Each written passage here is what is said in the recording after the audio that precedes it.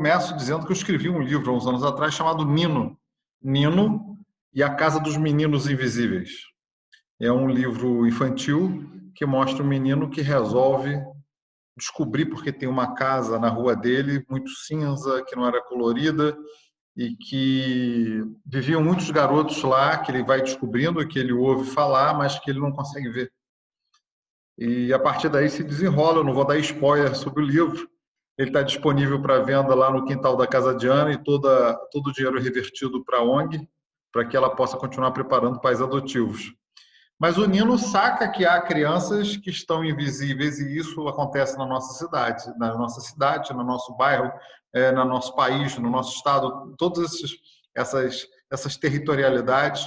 Há crianças invisíveis, há crianças que efetivamente estão varridas para debaixo do tapete da sociedade. E eu me refiro, obviamente, às crianças que estão institucionalizadas. Há uma cultura de institucionalização no Brasil, a despeito de nós termos 30 anos de ECA, essa cultura ainda não foi reformada. Ela se reveste de várias e várias roupas novas, de várias maquiagens, mas efetivamente ela continua existindo como uma cultura de institucionalização, uma cultura de que a institucionalização é uma necessidade para uma transição dessa criança, preferencialmente para uma reintegração familiar, para a recuperação dos adultos que deviam amá-la e cuidar dela. Só que essa transição é uma transição muito lenta e as crianças acabam ficando muito tempo lá. Ficam perdendo sua infância, deixando de desenvolver os soft skills que são gerados na primeira infância, porque temos uma paciência enorme com os adultos e erramos a seu favor contra a criança. Essa é a prática, né, do direito da infância e juventude em relação à convivência familiar no Brasil. O Nino percebe que as crianças estão varridas para debaixo do tapete da sociedade e resolve pintar a casa, ele resolve ver as crianças e isso é uma coisa muito animada na historinha que eu escrevi, que eu faço votos que vocês a leiam. Se o Fernando puder levar o dele e mostrar para a classe, está completamente liberado, não vai ter reclamação de direitos autorais, o que importa é que a ideia circule. E como isso se repercute juridicamente? Eu acho que é o que importa para uma classe de pós-graduação que quer pensar nessas coisas. Como que se repercute juridicamente?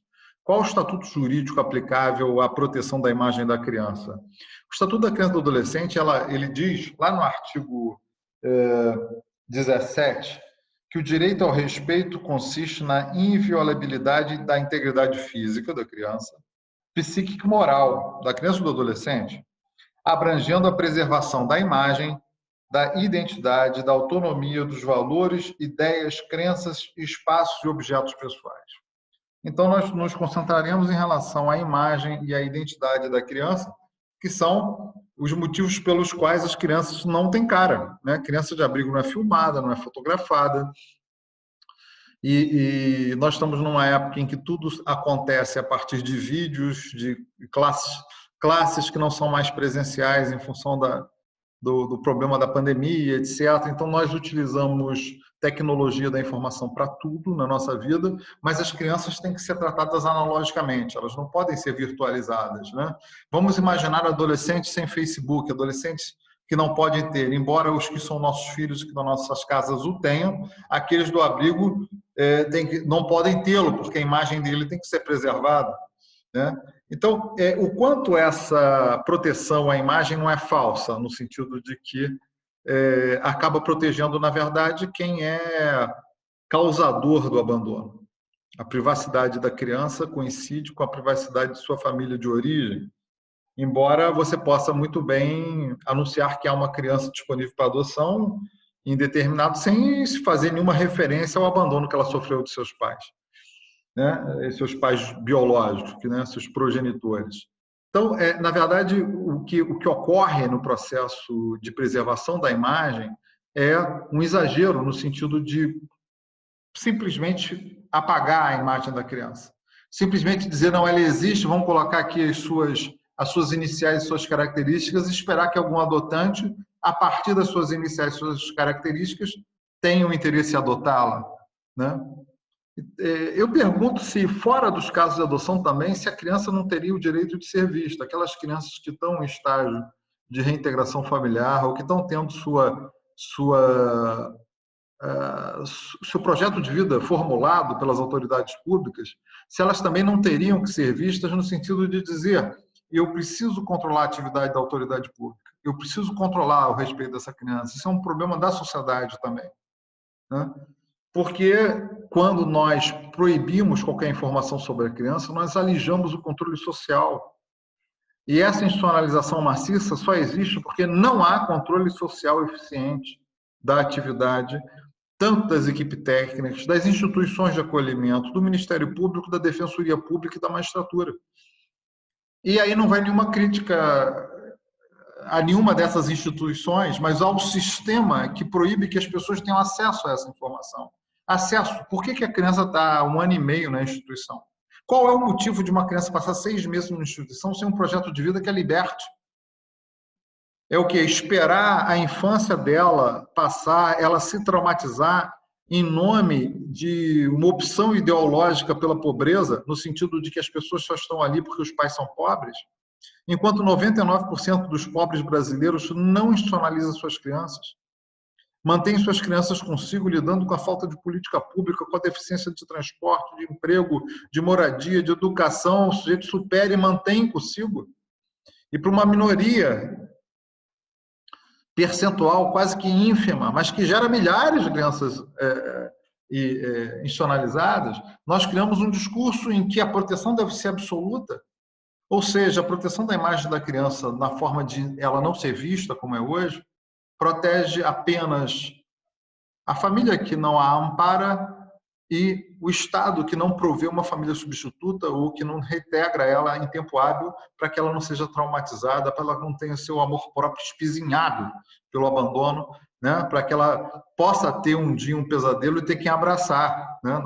No momento da maior agonia que a criança passa.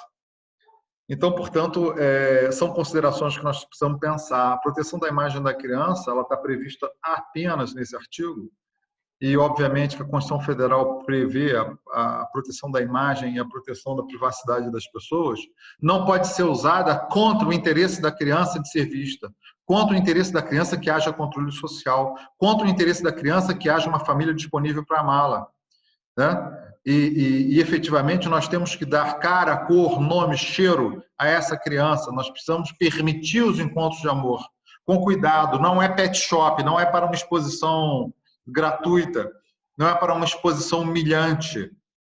Mas a situação humilhante é não ter família, a situação humilhante é ficar esquecida, a situação humilhante é não ter destaque, não ter especialidade, não ser vista. As crianças precisam ser vistas, elas precisam ser tiradas de lá, elas precisam ser amadas.